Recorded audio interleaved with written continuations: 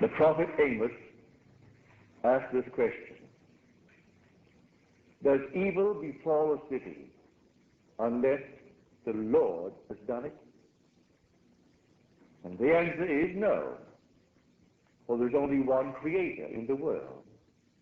By him all things were made, and without him was not anything made that was made. So does evil befall a city unless the Lord has done it?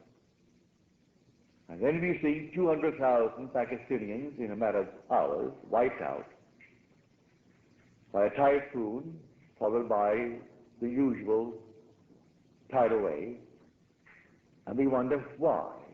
The Lord did it. But who is the Lord? If you study the scriptures carefully, you'll find out who did it. He is clothed in a robe dipped in blood. And the name by which he is called is the Word of God. And the Word became flesh and dwelled within us. Aren't you wearing a robe dipped in blood? That is the robe. This garment of flesh is the robe that the Word of God wears. And the Word of God is God. In the beginning was the Word, and the Word was with God, and the Word was God. So the Word spoken of in Scripture is seated right here in a garment dipped in blood. And that being seated here is your own wonderful human imagination. God and man are inseparable because God is man and exists in us and we in him.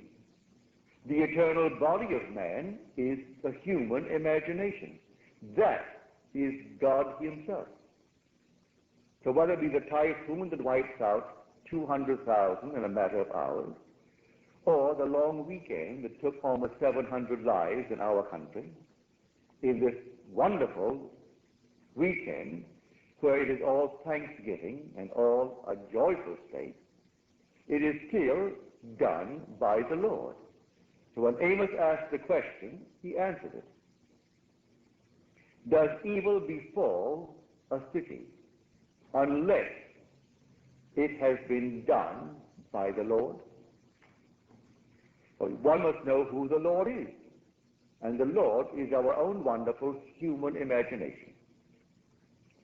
Therefore, you and I have the identical talent. You want to call God a talent. But not all of us trust him. Not all of us cultivate him. The identical God, for God is one, and his name is one. But do I trust the Lord? Do I cultivate the Lord? All we have to do really, if I really accept the Lord as my own wonderful human imagination, is to work up my own imagination to the state of vision. And then the thing is done. You mean it comes out that very moment before me? Not necessarily. It could. But the vision has its own appointed hour. It ripens. It will flower.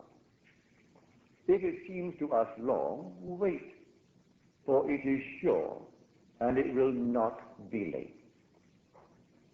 You take any state in this world, and in your imagination you work it out. And I tell you from my own experience, you can see it. It becomes almost an objective reality in your mind's eye. Others don't see it. Doesn't really matter. You see it in your mind's eye, and it seems to you real, and it seems to you objective at that moment. Then you drop it, in confidence that the vision has its own appointed hour. And it will ripen, and it will flower. And if to others that you might have mentioned it, it seems long, then wait. It is sure, and it will not be late. You will not bring it in one moment before time, and you will not delay any more than you, the Word of God, would actually experience God until that appointed hour. So he said, I am the truth. All right, I am the truth. In the meanwhile, I am steeped in error, believing everything but in my own wonderful human imagination. I believe in that one, I believe in that one, I believe in this person, I believe in all kinds of things other than my own imagination. And so what I do, I am steeped in error. But at the appointed hour, I will experience the truth. You shall know the truth, and the truth will set you free. So no matter how long I have been steeped in error, at the appointed hour, I will experience the truth of Scripture. Then at that moment, I am completely set free of all the things I formerly believed in. Now I know who I am. I know exactly what I am and who I am, because I have experienced the truth. And you shall know, which is, you will experience the truth, and the truth will set you free. So let them all be as they are. I pray not only for these, said he, but also for those who will believe in me through their word. So I'll pray for them, yes, all those who hear me. But I'll pray not only for these, but for those who will actually believe in me through their word. For I'll be gone, and they will tell it, for they will have experienced what I am talking about. And then when they actually hear it, you will gather one by one, and all become once more the one body, the one Spirit, the one Lord, the one God and Father of all. So I pray not only for you who come, but for those who will come after I am gone, who will believe in me, that is the story, through your word, you having received it, having experienced it. And so the question is, does evil befall a city unless the Lord has done it? He did not only allow it, he did it. Well, who is that Lord? The one who is clothed in a robe dipped in blood. That's the Lord. Well, who is that Lord? Well, I am. I certainly wear a robe that is dipped in blood. Cut it and you will see there is blood here.